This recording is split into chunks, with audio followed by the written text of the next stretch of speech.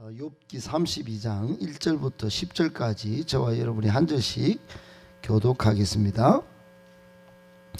욥이 자신을 의인으로 여김으로 그 세 사람이 말을 그치니 람 종족 부스 사람 바라겔의 아들 엘리후가 화를 내니 그가 욥에게 화를 내면 욥이 하나님보다 자기가 의롭다 하며 또 세 친구에게 화를 내면 그들이 능히 대답하지 못하면서도 욥을 정죄함이라. 여러 해 위임으로 욥에게 말하기를 참고 있다가 세 사람의 입에 대답이 없음을 보고 화를 내니라. 부스 사람 바라겔의 아들 엘리후가 대답하였다. 나는 연수하고 당신들은 연로함으로 뒷전에서 나의 의견을 감히 내놓지 못하였노라. 내가 말하기를 나이가 많은 자가 말할 것이요 연륜이 많은 자가 지혜를 가르칠 것이라 하였노라. 그러나 사람의 속에는 영이 있고 전능자의 숨결이 사람에게 깨달음을 주시나니 어른이라고 지혜롭거나 노인이라고 정의를 깨닫는 것이 아니니라. 그러므로 내가 말하노니 내 말을 들으라. 나도 내 의견을 말하리라. 아멘.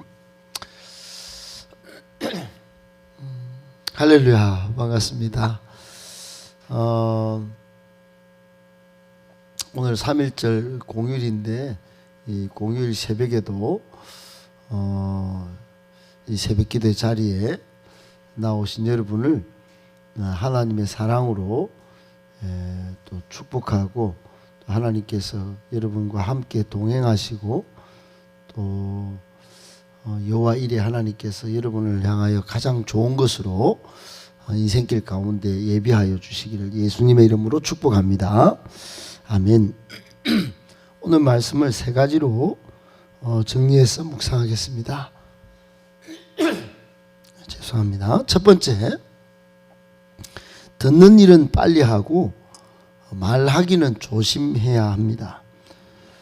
여러분 욥기 이제 오늘이 32장째인데 욥기의 구조가요. 1장, 2장은 천상에서 하나님의 어전 회의가 열리는데 거기에서 사탄에게 하나님이 욥을 칭찬하면서 욥의 신앙을 아주 적극적으로 자랑하면서 욥의 재난이 시작되는 장면이 1, 2장에 있고 3장부터 31장까지 욥과 세 친구의 긴 논쟁의 장면이 쭉 펼쳐졌습니다. 그리고는 31장에 이제 욥의 최종 변론을 끝으로 변론이 끝이 났는데 그동안 욥의 세 친구는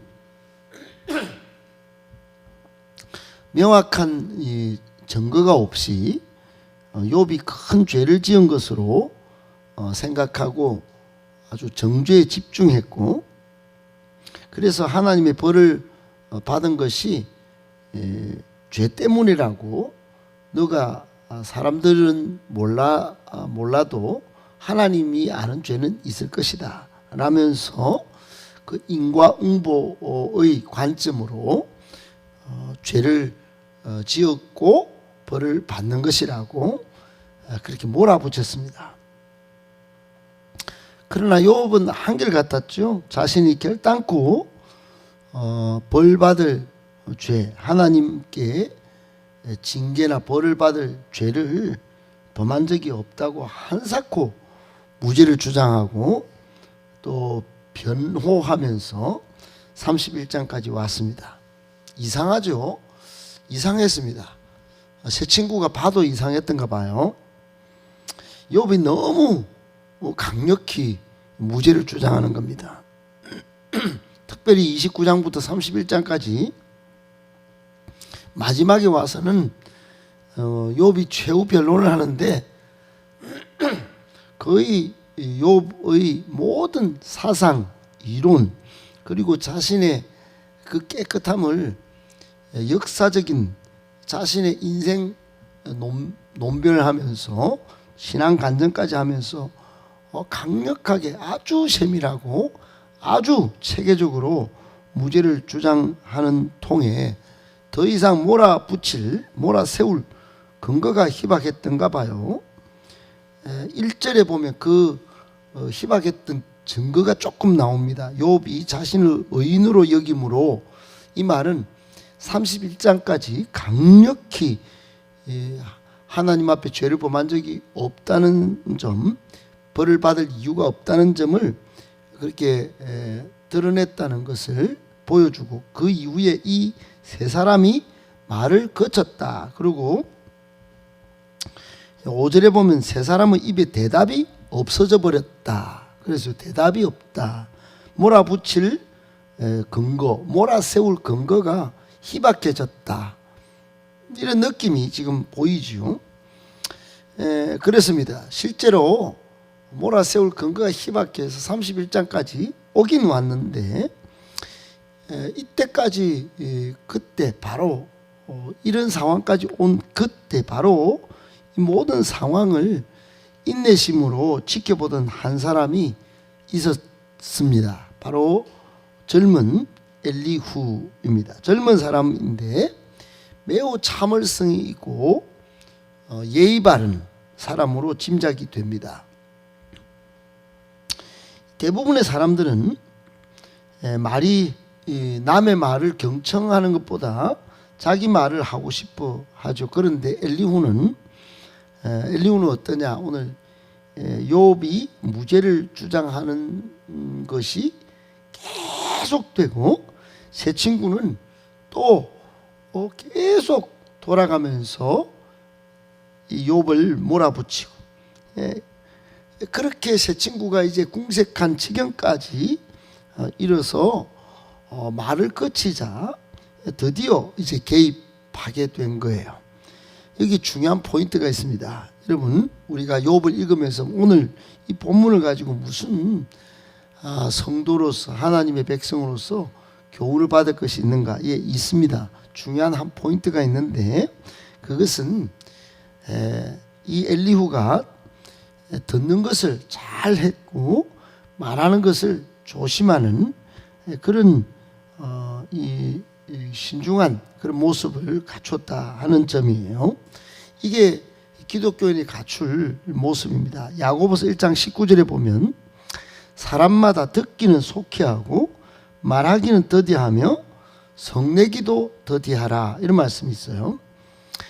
야고보는 예수님의 동생 야고보로서 굉장히 영적으로 탁월한 초대교회에서 가장 영적인 분이라고 볼 수 있는데, 이분이 초대교회 성도들에게 사람마다 듣기는 속히하고 듣는 일을 빨리 하고 말하기는 조심해야 한다고 성경적인 근거를 들으면서 말씀을 한 거예요. 잠언 18장 13절에도 사연을 듣기 전에 대답하는 자는 미련하여 욕을 당하느니라. 이 근거에 의하면 엘리후는 매우 미련하지 않은 지혜로운 그런 사람인 것을 증명해 보인 것이지요. 여러분, 그렇습니다. 31장까지 그토록 긴 시간 동안 한마디도 말을 하지 않았다. 엘리후, 여러분, 이 사람은 매우 신중하고 참을성이 있고 예의 바른, 정말로 듣는 일은 빨리 하고 말하기는 조심했던 사람입니다. 우리에게 주는 교훈이 있는 것이죠. 이 시대에 말이죠. 말을 하기 좋아하는 시대, 듣는 것은 잘 안 하려고 하는 시대. 여러분, 꼭 우리에게 적용해서 우리는 듣는 일은 빨리 하고 말하기는 조심할 줄 아는 우리 모두가 되기를 예수님의 이름으로 축복합니다. 아멘. 두 번째, 잘 듣는 훈련이 필요합니다. 여러분, 2절에 엘리후가 화를 냅니다. 화를 내요. 여러분, 오랫동안 잘 참았습니다. 잘한 일이죠. 예, 이거는 인정할 만합니다. 그런데 두 번째 포인트, 그런데 화를 내버렸어요. 화를 낸다는 것은 또 다른 갈등 유발의 요소가 됩니다. 그래서 문제가 되죠. 화낸 이유는 두 가지가 오늘 소개되고 있어요. 욥이 자신의 무죄를 주장하면서 결국 하나님보다 자기가 의롭다, 2절 보니까 2절에 자기를 의롭다 하기 때문에 화를 냈다.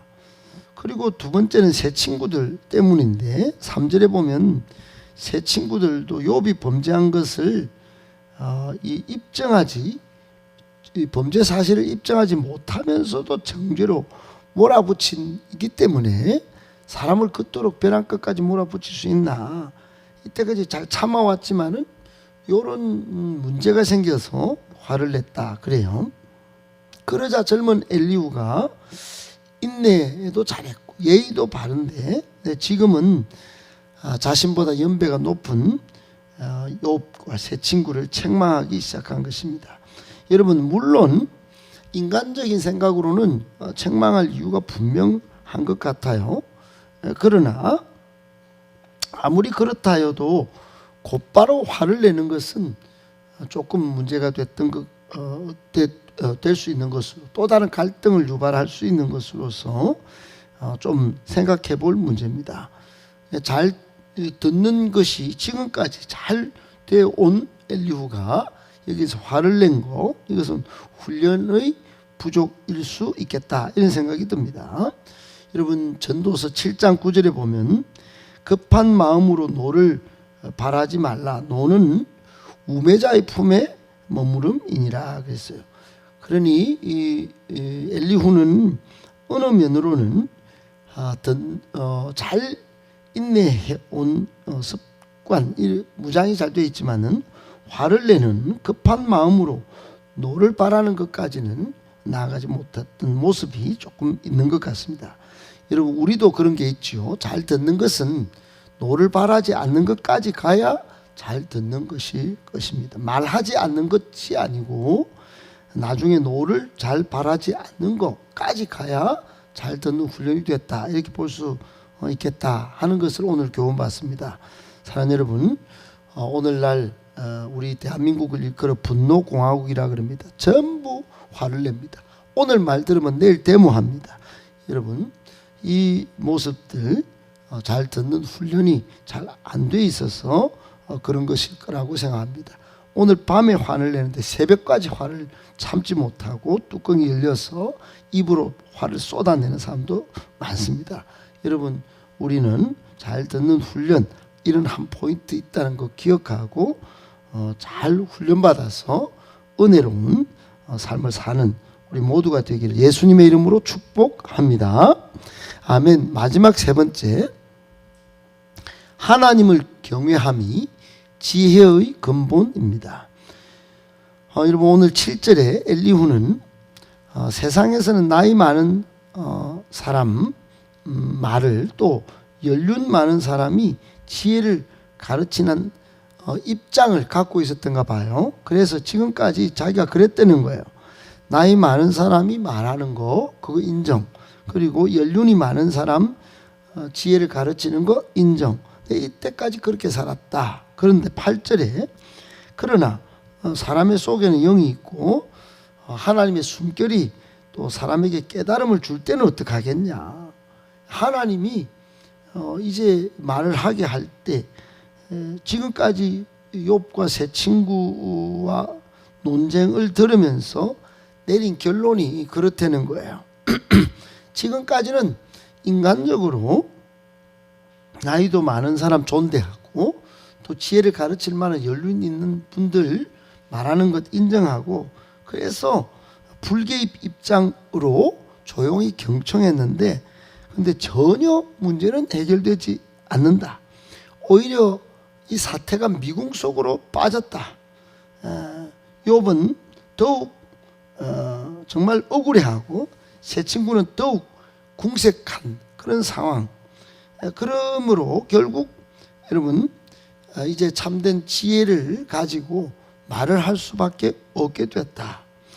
다른 말로 하면 전적으로 하나님의 어떤 지혜의 입장에서 개입하게 됐다.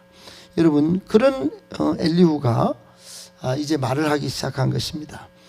오늘 우리에게 주는 교훈은 결론적으로 이런 것입니다. 여러분, 세상의 변론으로, 세상의 말론으로는 문제가 해결되지 않는다는 것입니다. 세상 이치로는 문제가 근본적으로 해결될 리가 없습니다. 고린도전서 2장에 보면 오직 성령으로 하나님의 생각도 통찰한다, 이런 표현이 있는데, 여러분, 성령으로만 이 세상에 드러나지 않는 이치를 우리가 제대로 통찰할 수 있는 것입니다.